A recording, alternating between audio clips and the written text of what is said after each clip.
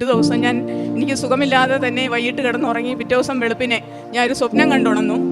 ഒരു പള്ളിയാണ്. ആ പള്ളിയുടെ ഫ്രണ്ടിലായി ഒരു തിരുരൂപം. ഒത്തിരി കടകളും ഒത്തിരി ആൾക്കാരും ഉണ്ട്. ഞാനും ആ ആൾക്കൂട്ടത്തിൽ നിൽപ്പുണ്ട്. ഫ്രണ്ടിൽ കൂടി വലിയ വാഹനങ്ങളൊക്കെ പോകുന്നുണ്ട്. ഒരു വാഹനം വന്ന് നിന്നു. മേളിൽ നിന്നൊരു നീല അങ്കി ധരിച്ച മാതാവ് താഴേക്ക് ഇറങ്ങി വന്നു. ഈ വണ്ടിയിൽ നിന്ന് എന്തോ ഒന്നെടുത്ത് തിരുരൂപത്തിൻ്റെ വാതിക്കലുള്ള തിരുരൂപത്തിൻ്റെ ഹൃദയഭാഗത്ത് വെച്ചു. അമ്മ കണ്ണു തുറന്നു, ഞാനും കണ്ണു തുറന്നു.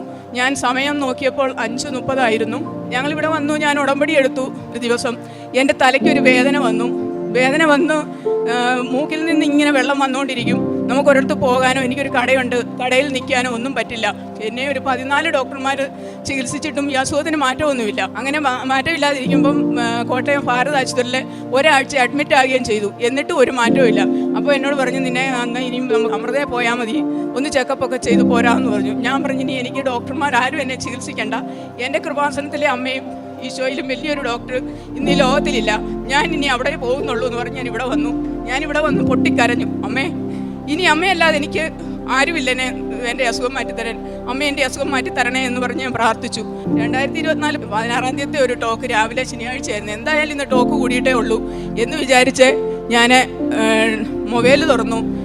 ഇച്ചിരി മാറ്റിയാണ് വെച്ചത്. അങ്ങനെ വെച്ച് ഞാൻ ടോക്ക് കേൾക്കുമ്പോഴത്തേക്കിന് ആ ധ്യാനം കൂടുമ്പോൾ അച്ഛൻ പറയുന്നത് ആദ്യം തന്നെ രോഗസൗഖ്യമായിരുന്നു. അന്ന് അച്ഛൻ പറഞ്ഞു, തലയ്ക്ക് കേടുള്ള ഒരു മകളാണ്.